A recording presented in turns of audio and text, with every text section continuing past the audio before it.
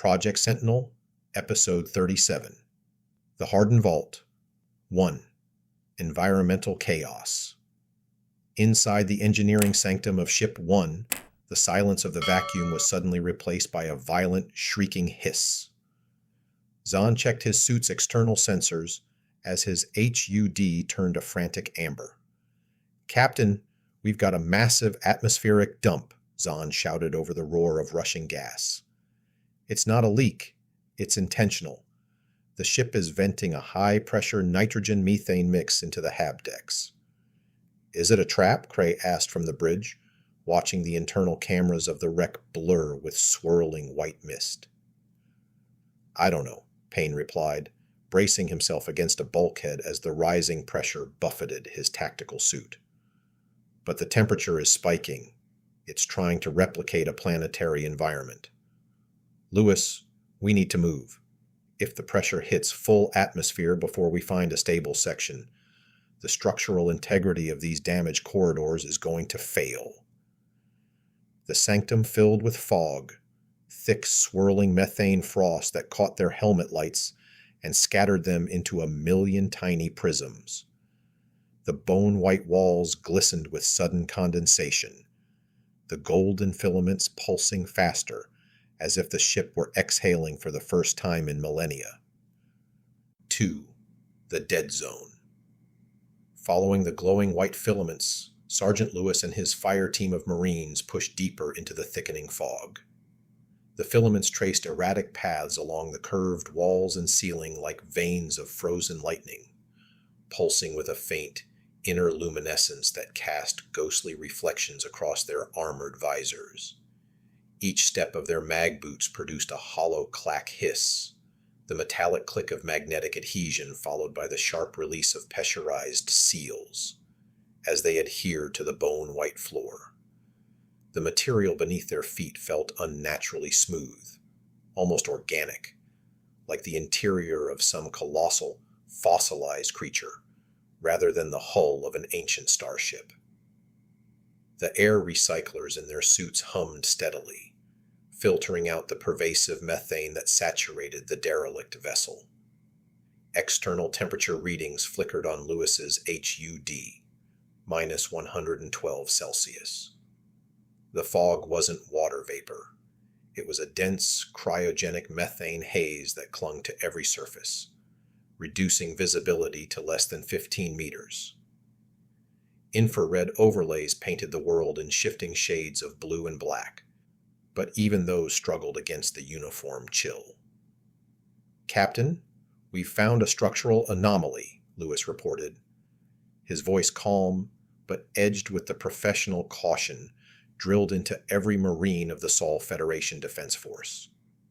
He panned his tactical light across the obstacle ahead. The beam, normally sharp enough to cut through vacuum, diffused strangely in the fog before striking its target. "It's not bone-white like the rest of the hull. This is a dense, polished charcoal gray alloy, identical spectral signature to the material of the waypoint pyramid itself. No corrosion, no micrometeor pitting. It's pristine." Static crackled over the comms before Captain Cray's voice cut through. "Copy that, Sergeant. Send visuals. Any power signatures? Bio readings?" "Negative on bio, sir. Thermal's flat. The alloy's reflecting our scans like it's rejecting them." Lewis motioned for his team to fan out. Corporal Ramirez took position on the left flank, Private Jones on the right, while Lance Corporal Akihito, toes to his friends, hung back with the portable scanner array. Their armor, matte black with the Phoenix and Stars patch of the SFDF gleaming subtly on each shoulder, seemed almost swallowed by the pale environment. The team gathered at the threshold of what appeared to be a massive seamless door, easily 10 meters tall and 8 across. Unlike the jagged, shattered bulkheads and crumpled decks they had traversed for the past 2 hours, this barrier stood untouched. The surrounding corridors had been a nightmare of twisted superstructure and collapsed ceilings, evidence of catastrophic internal explosions, or perhaps something far worse. Here, the transition was abrupt. One moment, they were wading through debris fields, littered with the desiccated remains of what might have been crew, now little more than frozen husks in tattered vacuum suits. And the next, this perfect slab of alien engineering. "Looks like it was built yesterday," Ramirez muttered, her voice low. "The rest of this ghost ship is falling apart. We passed 3 breached compartments back there that looked like they'd been hit by plasma torpedoes from the inside out. But this thing's untouched by 1,000 years of decay." Toes crouched, directing his scanner at the base where the door met the floor. "Methane fog's pressing right up against it, Sergeant, swirling like it's trying to get in, but the surface stays clear. No frost buildup, no condensation. Temperature differential is minimal. Whatever's on the other side, it's maintaining equilibrium." "Toes, what's the scanner saying?" Lewis asked. The specialist adjusted dials on his rig, frowning at the holographic readout. "It's resisting penetration, Sergeant. Quantum resonance suggests the alloy is layered at a molecular level we've never seen, possibly self-repairing. I'm picking up trace energy bleed, though. Very low frequency. Almost like a heartbeat. Subaudible. It's cycling every 97 seconds. 3. The vault interior. Sergeant Lewis had barely finished transmitting the visuals when Dr. Zahn's suited figure materialized from the swirling methane fog behind them. The scientist moved with quiet purpose, his steps measured and confident, despite the oppressive atmosphere of the derelict. Toes was still mid-description over the comms, detailing the seamless charcoal gray slab and the anomalous energy readings, when Zahn raised a hand in silent greeting and approached the heavy door. He ignored the breaching tools clipped to his harness. No cutting torch, no plasma cutter, no explosive charges. Instead, Zahn paused at a small, almost invisible recessed panel set into the wall beside the massive slab. His gloved fingers danced across the suit's wrist interface as he tuned the transmitter to the precise Rosetta handshake frequency. An ancient precursor-derived protocol the SFDF had only recently begun to decipher. For several tense heartbeats, nothing happened. The methane fog continued to press and eddy around the Marines, its cryogenic tendrils curling like living smoke. Then the door recognized the code. A deep, resonant thud hiss reverberated through the deck plating as the slab disengaged. Pressurized seals released with a heavy sigh, and the massive panel slid sideways into the wall with surprising smoothness for a mechanism dormant for a millennium. The sound rolled down the bone-white corridor like distant thunder, echoing off the curved surfaces. The room revealed beyond was eerily calm, a sanctuary of stillness amid the chaos. The methane fog halted abruptly at the threshold, repelled by some invisible field. No tendrils crossed the boundary. Inside, the air was crystal clear, illuminated by soft, self-activating light strips along the ceiling that warmed to a gentle glow in response to their presence. At the center of the chamber sat a single, frost-covered pod, hardwired into a dedicated power spire that rose from the deck like a slender golden obelisk. The spire hummed softly with a warm, golden light that bathed the pod in an almost reverent radiance, casting long, dancing shadows across the pristine floor. Crystalline frost coated the pod's surface in intricate fractal patterns that glittered like scattered diamonds under the team's tactical lights. "It's a hardened bunker," Thorne observed, from the vigilant science station high above, his voice carrying clearly over the quantum comm feed as he analyzed the live visuals. "The alloy shielding is exceptionally advanced. It completely isolated the interior from the resonance cascade that killed the rest of the fleet. This room wasn't part of the ship's catastrophic failure. It was designed to survive it. A deliberate arc within the storm. The vault itself was compact, no larger than a standard shuttle bay, perhaps 12 to 15 meters across. Its walls, floor, and ceiling were uniformly lined with the same flawless charcoal gray alloy as the door, polished to a mirror-like sheen that reflected their lights in endless recursion. There was no debris, no collapsed bulkheads, no evidence of the 1,000-year decay that had ravaged the outer sections. The air inside registered stable on their suit sensors, breathable, with temperatures holding at a relatively mild -18 Celsius. It felt like a pocket of perfect preservation amid the frozen ruin outside. A sealed bubble where time itself had been held in suspension. The pod dominated the small space. Cylindrical and roughly 3 meters in length, it resembled an advanced medical stasis unit or emergency escape capsule. Thick bundles of data conduits and crystalline cabling snaked from its base into the humming power spire, pulsing faintly in sync with the golden light. The frost was thickest across the viewing ports, obscuring the contents, though occasional thin patches hinted at dark composite materials and etched waypoint symbols beneath. Dr. Zahn stepped inside first, scanner already active. Sergeant Lewis positioned himself at the doorway, weapon ready, while the rest of the fire team fanned out to secure the chamber. The golden hum filled the air with a sense of quiet anticipation, a stark contrast to the deadly silence of the dead zone beyond. Whatever secrets this bunker had guarded for a millennium were about to be uncovered. 4. The intruders.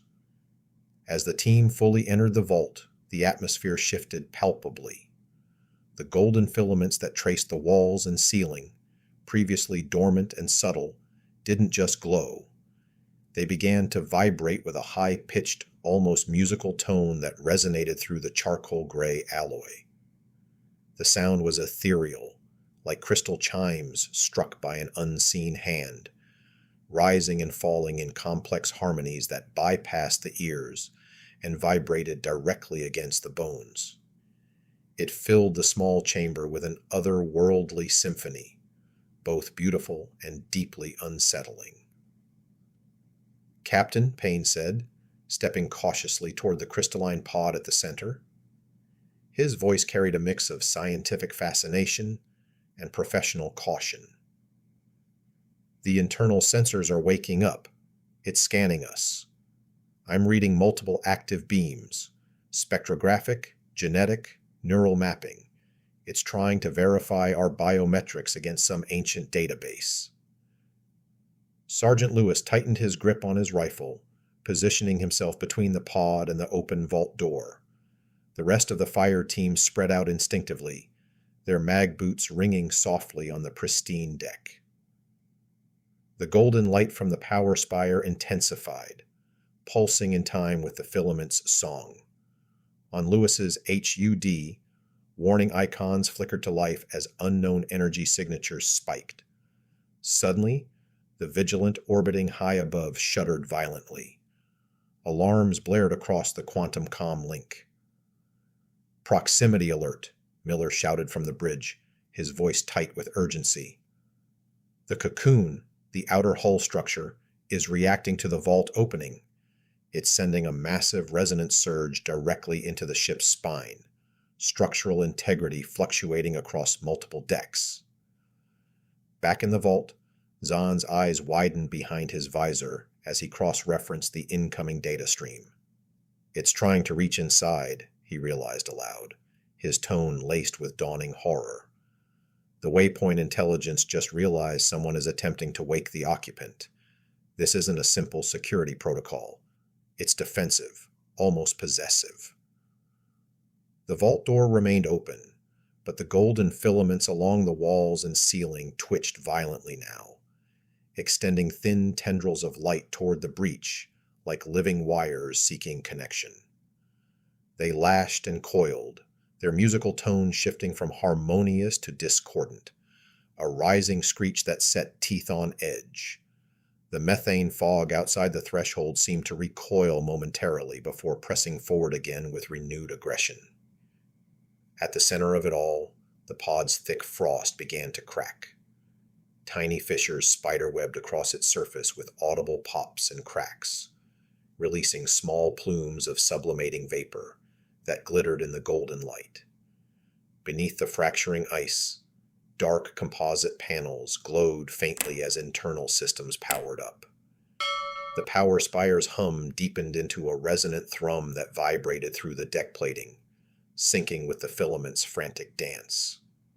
Thorne's voice cut through the comms from the Vigilant, strained but steady. All teams, brace for feedback. The bunker's isolation field is destabilizing. Whatever's inside that pod is being revived by the ship's own defense matrix.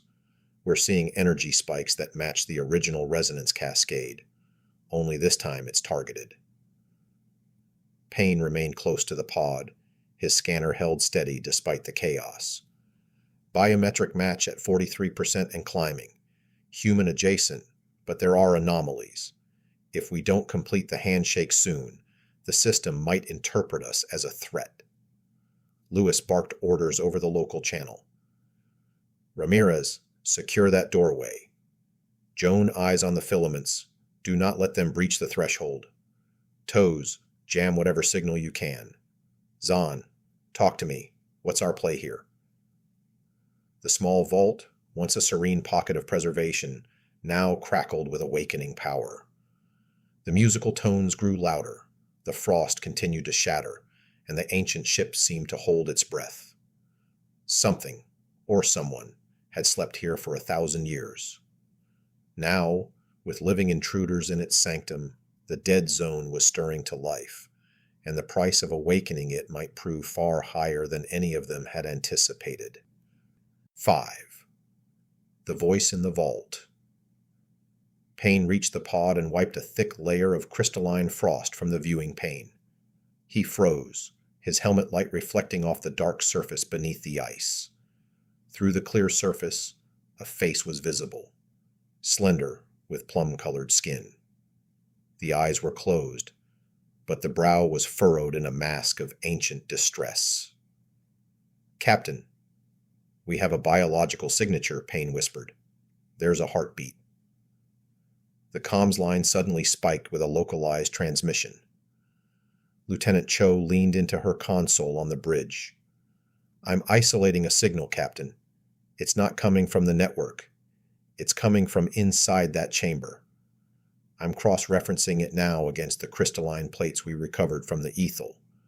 The syntax is similar, but this one is raw, unfiltered, like it's being spoken live." A distorted, synthesized voice erupted through the Marines' headsets.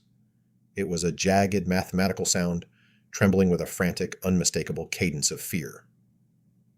"Isolation. Failing," the voice groaned, the pitch rising in a desperate plea. "No, not again. Keep it out. Keep it out." The charcoal gray door behind the team slammed shut with a finality that shook the deck plates, sealing them inside the silent vault. Outside, the waypoint cocoon began to tighten its grip, the screech of groaning metal echoing through the hull as it attempted to crush the very ship it had guarded for millennia. The vault was now a tomb within a tomb, and something inside was still alive enough to be afraid. This concludes today's episode of Project Sentinel. Please join our crew and subscribe for your twice-weekly episodes. We post each Tuesday and Friday at 1800.